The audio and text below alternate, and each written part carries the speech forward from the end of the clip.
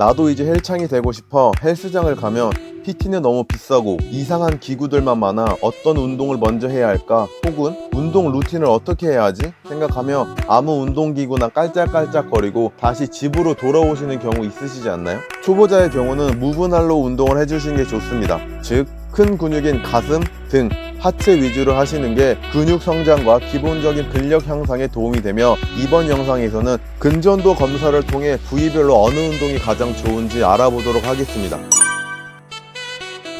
등 운동을 먼저 하는 이유는 상체를 전체적으로 워밍업 하면서 활성화시키므로 다른 상체 운동 시 운동 효과를 상승시켜 줍니다. 등은 크게 광배근과 승모근으로 나뉠 수 있습니다. 간단히 설명드리면, 등의 두께감을 원하시는 분은 승모근 운동을, 넓은 등을 원하시는 분은 광배근 타겟으로 운동을 해주시면 되는데요. 그러면 등 운동은 무엇에 중점을 두어야 하나요?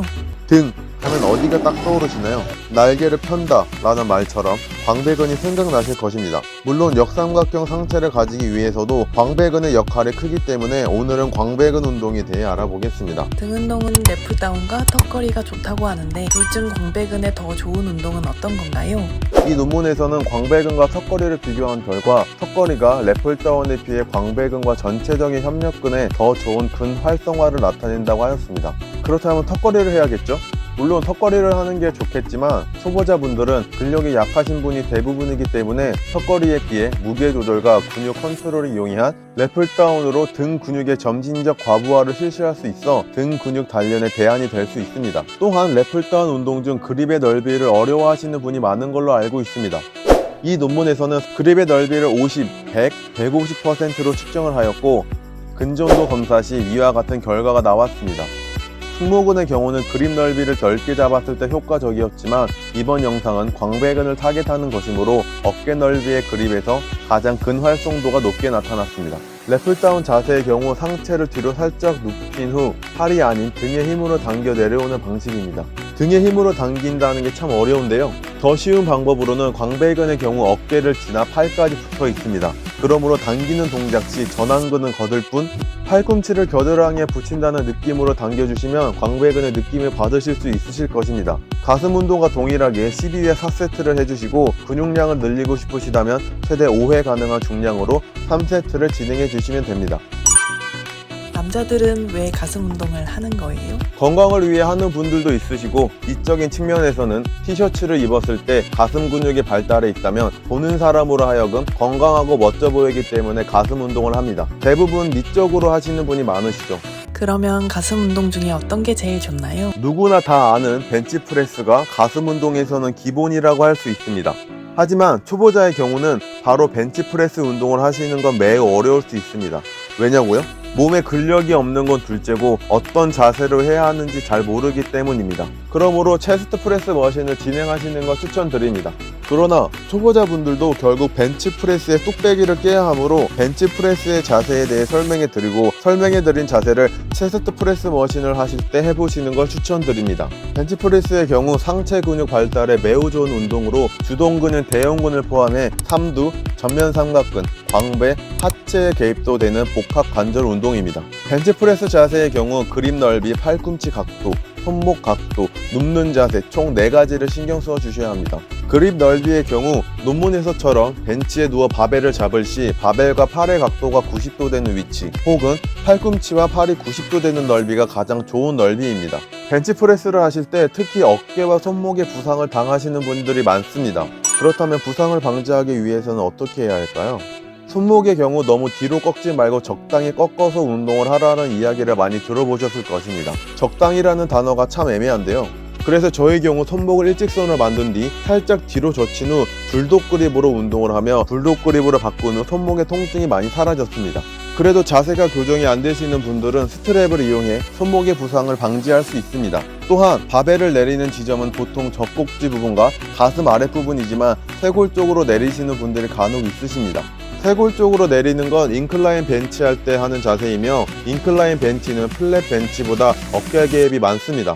그러므로 바벨을 젖꼭지 부분 혹은 가슴 아래 부분으로 내리셔야 합니다. 또한 발을 끝까지 다 미느라 어깨를 써버리는 경우가 많아 어깨에 통증을 느끼실 수 있습니다.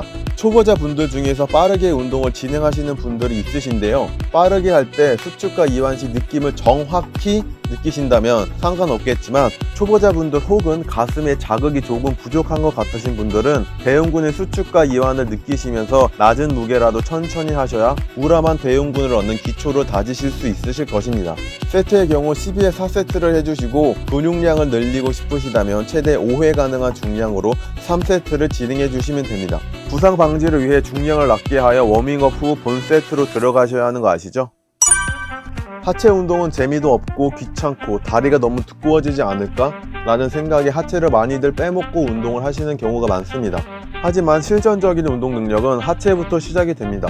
그리고 하체가 발달해야 상체 발달에 도움이 된다는 이야기를 많이 들어보셨을 겁니다. 이 말이 맞는 걸까요? 이 논문에서는 상체 발달에 결정적이진 않지만 어느 정도 도움은 줄 수 있다는 결과가 있었습니다. 그러니 하체 운동이 상체 발달에 결정적인 도움은 되지 않지만 조금이라도 효과적으로 상체를 만들고 싶다면 하체 운동도 해주시는 게 좋겠죠? 하체 운동 중 어떤 운동이 제일 효과가 좋은가요? 하체 운동의 근전도 검사 중 앞 허벅지, 즉 대퇴사두근에는 런지가 활성도가 약간 우위에 있으며 뒤허벅지 햄스트링의 경우 데드리프트가 압도적으로 높았지만 런지의 경우 두 번째로 활성도가 높습니다.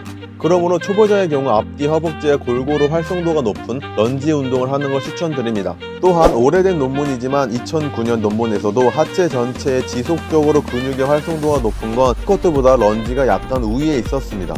런지의 경우 뒤로 가는 다리의 넓이는 자신의 걷는 복폭의 2배 정도 뒤로 가시면 됩니다. 운동 중 앞으로 나온 다리의 경우 무릎이 발가락 앞으로 나와서는 안 됩니다. 해결책은 뒷다리의 무릎이 땅에 닿는다는 생각으로 내려오게 되면 앞다리의 무릎이 발가락 앞으로 나가지 않을 것입니다. 세트의 경우 한쪽 다리씩 10회 3세트로 하시면 되며 번갈아 가면서 진행해 주시면 됩니다. 뒤 허벅지보다 앞 허벅지 운동을 주로 하고 싶으실 수 있습니다. 그럴 때는 대퇴사두근에 좋은 레그 익스텐션으로 바꿔 운동을 하시는 것도 초보자들에게 추천드립니다. 어깨는 신체에서 가장 동그란 부위이며 전면, 측면, 후면으로 나눠져 있습니다. 그러면 동그란 어깨에 가장 좋은 운동은 어떤 거예요? 논문에 의하면 어깨 운동 시 덤벨과 바벨 그리고 시티드와 스탠딩을 나눠 연구한 결과 스탠딩 덤벨 숄더 프레스 운동이 다른 어깨 운동보다 가장 활성도가 높았습니다. 또한 다른 논문의 연구 결과에서도 스탠딩 덤벨 숄더 프레스 운동이 가장 활성도가 높았습니다. 덤벨 숄더 프레스의 경우 덤벨을 잡으실 때 덤벨 끝부분을 잡으신 후 엄지와 검지로 민다고 생각하시면 자극을 더 많이 받을 수 있으실 것입니다. 또한 운동 중 덤벨 끝부분을 어깨와 일직선상으로 운동을 해주셔야 하며 팔꿈치도 처음 동작 시 그대로 돌아와줘야 어깨에 더 많은 자극을 느끼실 수 있으실 것입니다. 또한 팔꿈치의 경우 몸의 앞뒤로 빠져서는 안 됩니다. 세트는 12회 3세트 진행해 주시면 됩니다. 어깨에 이체감을 더 주고 싶다면 사례례와 페이스풀을 보조 운동으로 12회 3세트 진행해 주시면 됩니다.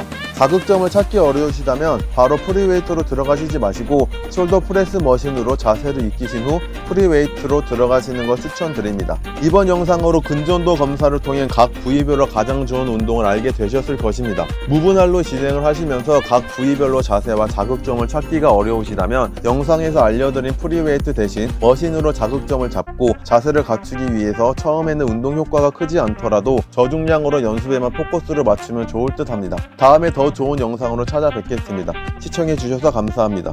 헬공남이었습니다.